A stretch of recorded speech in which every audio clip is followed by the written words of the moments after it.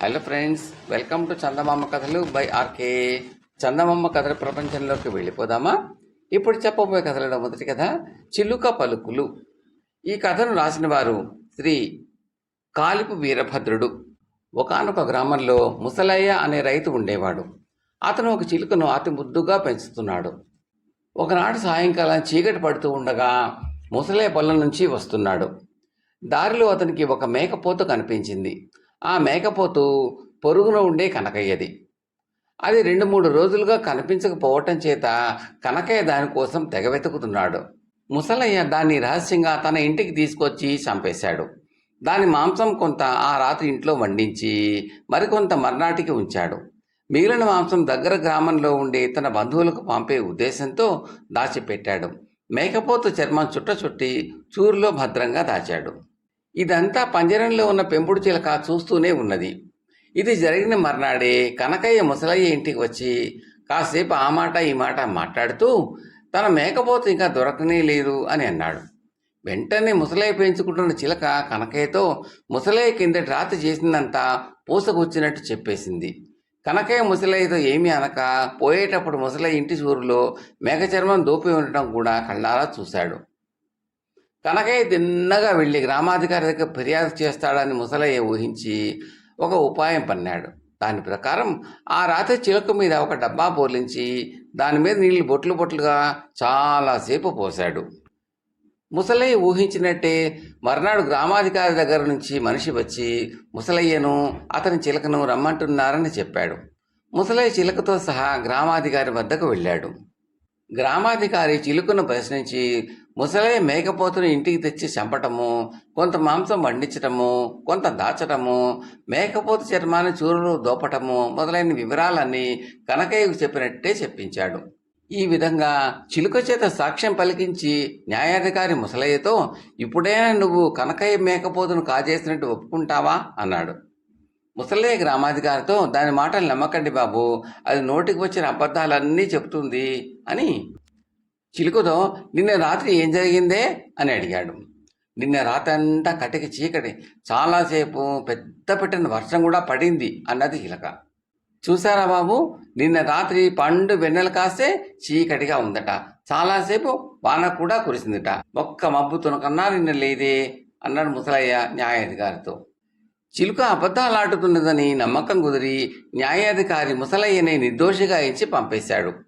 ఇంటికి వస్తూనే ముసలయ్య తన చిలకను వెళ్ళగొట్టేశాడు. అది అడవిలో ఉండే ఇతర చిలకలను చేరుకుని చీచి, మనుషులు చాలా పాపిష్టి వాళ్ళు అనవన్న మాటలే మనం అనాలి తప్ప మన సొంతాన ఏమీ మాట్లాడరాదు అని వాటితో చెప్పింది. కథ సమాప్తం. తరువాతి కథ అజ్ఞాత కవి. ఈ కథను రాసిన వారు శ్రీ M.D. అబ్దుల్లా గారు. అజ్ఞాత కవి. శ్రీపురంలో రాజశేఖరుడు అనే అజ్ఞాత కవి ఉండేవాడు. అతను సహజమైన కవి కావటం చేత తాను ఎంత ప్రతిభ గలవాడైనది ఆయనకే తెలియదు. అతను 10 సంవత్సరాల పాటు విరామం లేకుండా ఒక రసవత్తర కావ్యం రచించి దాని గురించి నాగభూషణుడు అనే పేరుబడిన కవి అభిప్రాయం తెలుసుకోవటం మంచిదని అతని వద్దకు తన కావ్యాన్ని తీసుకుని వెళ్ళాడు.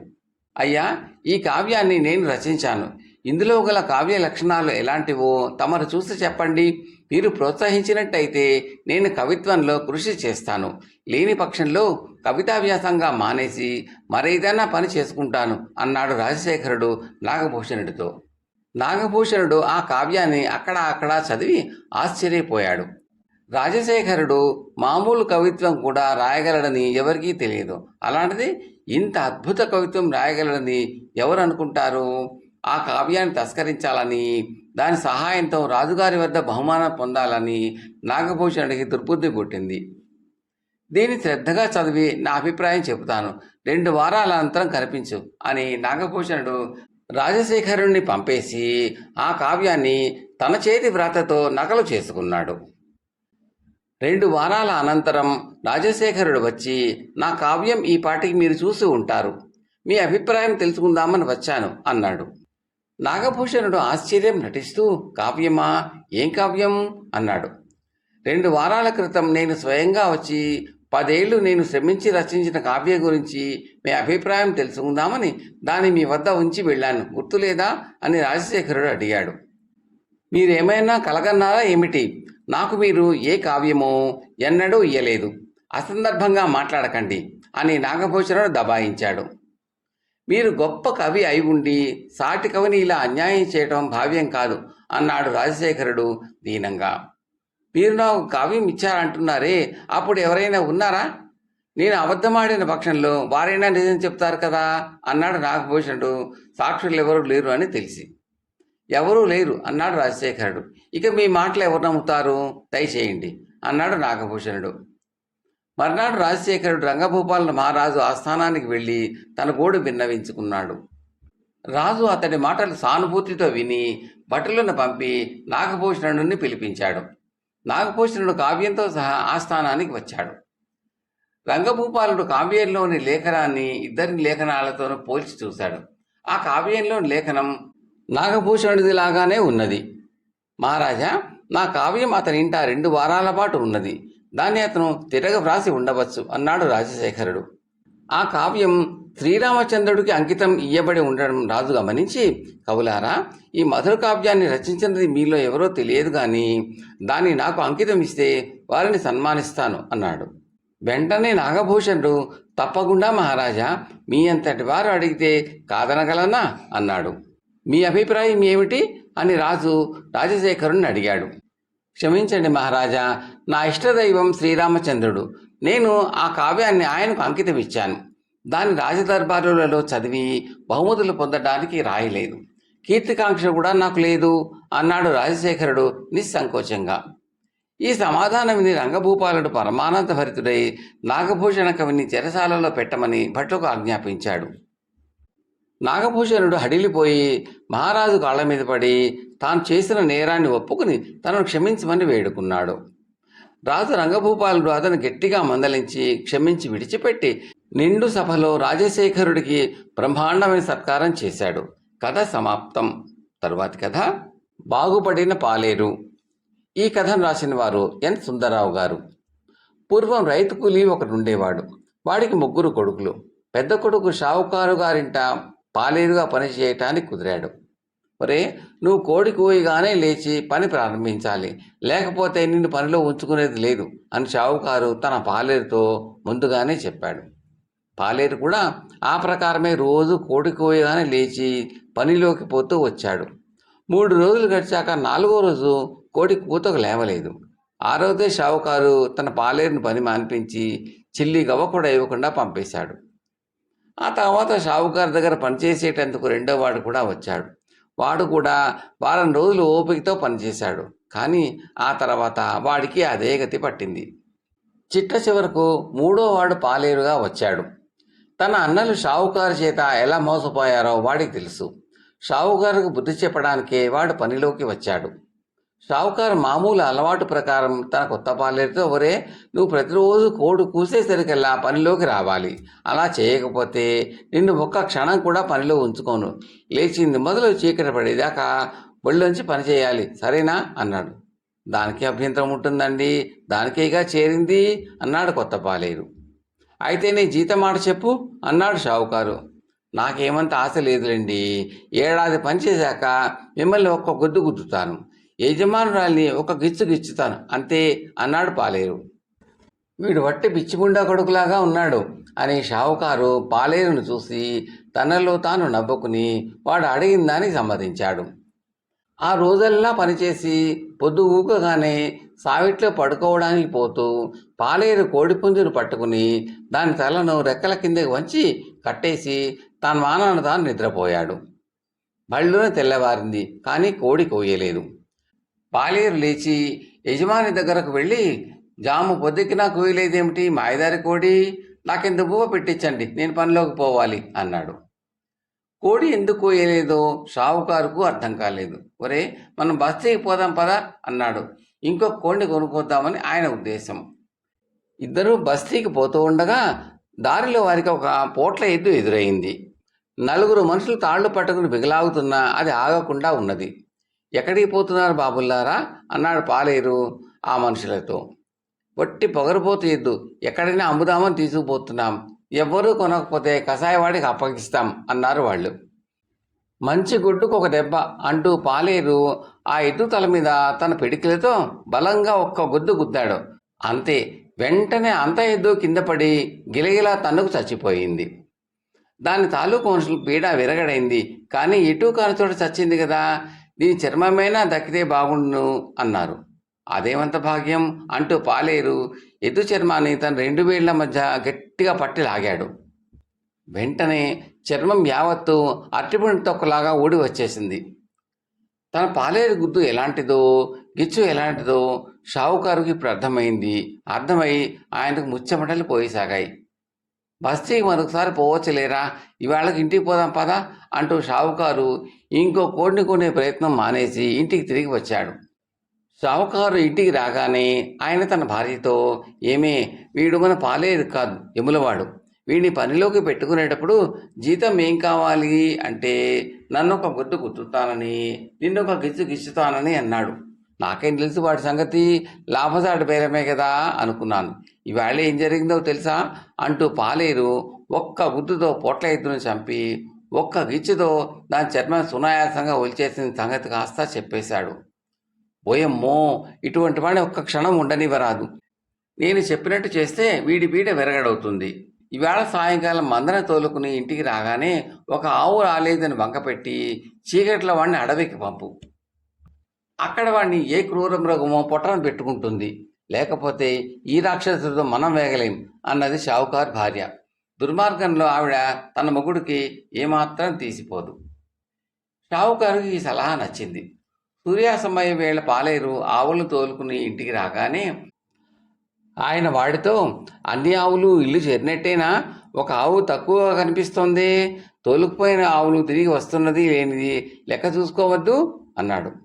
లెక్క పెట్టానే, అన్నీ సరిగ్గానే ఉన్నాయి అన్నాడు పాలేరు. సరిగ్గా ఉండటం ఏమిటి, ఒక ఆవు అడవిలో దిగబడిపోయింది, వెంటనే వెళ్ళి వెతికి పట్టుకురా అన్నాడు షావుకారు. తానే పొరపడ్డాననుకుని పాలేరు చీకట్లో పడి అడవికి వెళ్ళాడు. తిరగ్గా వాడికి ఒక కొండగుహ బయట ఒక నల్లని ఆకారం కనిపించింది. నువ్వు ఇక్కడ చచ్చావే, పద ఇంటికి అంటూ పాలేరు ఆ ఆకారాన్ని మెడపట్టుకుని జరజరా లాక్కుని ఇంటికి వచ్చి పశువుల కొట్టంలోకి తోసి తలుపు మూశాడు. వాడు అడవిలోంచి లాక్కొచ్చింది ఇంతకీ ఒక ఎలుగుబంటి. దాన్ని వాడు గమనించలేదు.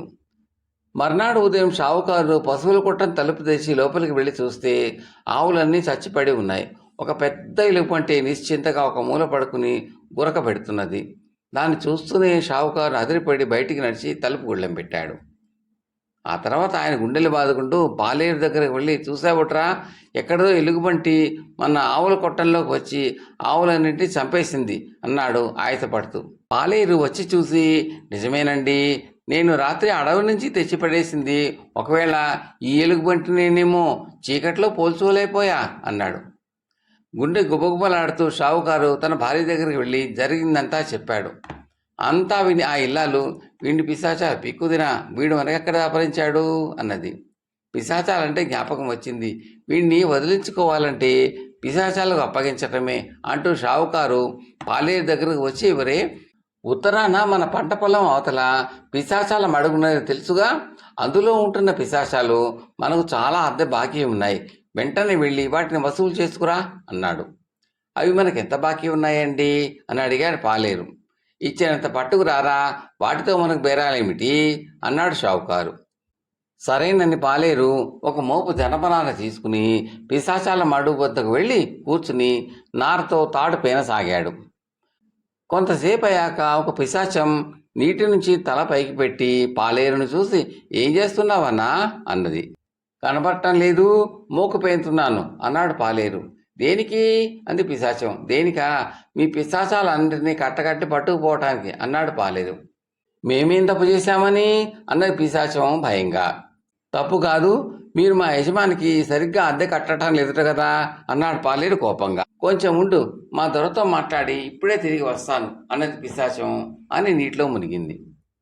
పాలేరు తాను పేనుతున్న తాడు 2 చివర్లు కలిపి పేనేసి గట్టును పెట్టాడు. ఆ తర్వాత ఆ దాపులనే ఒక లోతైన గుంట తవ్వాడు. అది బయటికి కనబడకుండా ఉండేందుకు దాని పైభాగం మీద కొమ్మలు పరిచాడు. వాటిపైన తన తలగుడ్డ వెలకిలా పెట్టి దానికి ఒక కంత చేశాడు. ఇదంతా కాగానే పిశాచం ఒకటి నీటిలోంచి తల బయటికి పెట్టి, చూడన్నా, మేము అడుగులేని అగాధంలో ఉంటున్నాం కదా, అలాంటప్పుడు మమ్మల్ని తాడుతో ఎలా అందుకుంటామని మా దొర అడుగుతున్నాడు అన్నది. ఇది మామూలు తాడు అనుకున్నావా, కొసలు లేని తాడు అంటూ పాలేరు ఆ తాటిని తన చేతుల మధ్యగా తోడసాగాడు. ఎంతసేపు తోడిన తాడు వస్తూనే ఉండటం చూసి పిశాచం నిర్ఘాంతపోయి, ఇంతకు మేము మీకున్న బాకీ ఎంత అన్నది. పాలేరు తన గుడ్డ చూపించి, దీని నిండా వెండి రూపాయలు పోస్తే చాలు, మీ బాకీ తీరిపోతుంది అన్నాడు. పిశాచం వెళ్ళిపోయి వెండి నాణాలు తెచ్చి తలగుడ్డలో పోయసాగింది. ఎన్ని పోసినా చిల్లిలోంచి అడుగు గోతులో పడుతూ ఉండడం చేత అది ఎంతకో నిండలేదు. బండేడు నాణాలు పోసాక తలగుడ్డ నిండింది. ఇంత చిన్న తలగుడ్డలో ఎంత వెండి పట్టిందో అని ఆశ్చర్యపడుతూ పిశాచం వెళ్ళిపోయింది. అది వెళ్ళాక వెండి యావత్తు బండి మీద వేసుకుని పాలేరు షావుకారు వద్దకు తిరిగి వచ్చాడు. వాడు తెచ్చిన వెండిని చూడగానే షావుకారుకు సంతోషం కలగటానికి మారుగా గుండె నీరైపోయింది. ఆయన తన పెళ్ళం దగ్గరికి పరిగెత్తి కొంప మునిగిందే, వీడిని పిశాచాలు కూడా ఏమీ చేయలేకపోయాయే బాబు, వీడి చేతిలో మనకు చావు తప్పేలా లేదు అని శోకాలు పెట్టాడు. గట్టిగా అరవ్వద్దు, వీడిని వెళ్ళగొట్టేలే గనక అర్ధరాత్రి వేళ మనమే రహస్యంగా పారిపోదాం. వెధవస్తి పోతే పోయింది, బతికుంటే బలిసాకు తినవచ్చు అన్నది షావుకార్ భార్య. ఆ రాత్రి భార్యాభర్తలు పాలేరు నిద్రపోతున్న సమయంలో తమ ఇల్లు వాకిలి విడిచి పారిపోయారు. వాళ్ళ ఆస్తి యావత్తు పాలేరుదయింది. వాడు తన తండ్రిని, అన్నలను తన ఇంటికి పిలిపించుకుని పిశాచాలిచ్చిన వెండితో మరికొంత పొలం కొని సుఖంగా కాలక్షేపం చేశాడు. కథ సమాప్తం. తరువాతి కథ విద్వాంసుడు. ఈ కథను రాసిన వారు శ్రీమతి ఈదర రాధ, ఐతానగర్, తెనాలి. కథలోకి వెళ్ళబోయే శ్రోతలకు మనవి, మీకు ఈ కంటెంట్ నచ్చితే లైక్ చేయండి, బంధుమిత్రులు షేర్ చేసి సబ్స్క్రైబ్ చేసి గంట సింబల్ కూడా నొక్కండి. ఈ కథలపై మీ అభిప్రాయాలను, సూచనలను తప్పక కామెంట్లో పెట్టండి. Thank you very much. ఒకానొక పట్టణంలో ఒక గొప్ప తార్కికుడు, విద్వాంసుడు ఉండేవాడు. ఆయన తెలివితేటలకు, విద్యకు చాలా ప్రసిద్ధి చెందాడు. ఇంతేకాకుండా ఆయనకు తన తెలివితేటల గురించిన చాలా గర్వం ఉండేది. సాధారణంగా ఆయనతో ఎవరూ కూడా వాదించటానికి వచ్చేవారు కారు. పట్టణంలోని వారందరూ ఆయన చాలా గౌరవిస్తూ ఉండేవారు. ఎవరూ ఆయనతో సమాన హోదాలో కూర్చునేవారు కూడా కాదు. ఆయన కుర్చీలో కూర్చుంటే అందరూ కింద కూర్చునేవారు. ఒకనాడు ఆయన తన ఇంటి వద్ద సోఫాలో కూర్చుని ఉన్నాడు. ఆ సమయంలో దారిన పోతున్న బిచ్చగాడు ఒకడు అక్కడ వచ్చి ఆయన పక్కనే సోఫాలో కూర్చున్నాడు. ఇది చూసి విద్వాంసుకు చాలా కోపం వచ్చింది. ఇంతవరకు ఎవరు కూడా అతని సరసన కూర్చోవటానికి సాహసించలేదు. అలాంటిది ఒక సామాన్యమైన బిచ్చగాడు ఈ పని చేయటం ఆయన సహించలేకపోయాడు. కోపం ఆపుకోలేకపోయాడు. మూర్ఖుడా, నీకు పశువుకు తేడా ఏముంది అని అడిగాడు విద్వాంసుడు. బిచ్చగాడు వెంటనే తనకు ఆ విద్వాంసునకు మధ్య ఉన్న స్థలాన్ని కొలిచి, అయ్యా, నాకు పశువుకు ఒక అర్ధగజం తేడా ఉంది అన్నాడు. ఈ సమాధానం విన్న విద్వాంసుడు తెల్లపోయాడు. అతనికి నోట మాట రాలేదు. కథ సమాప్తం.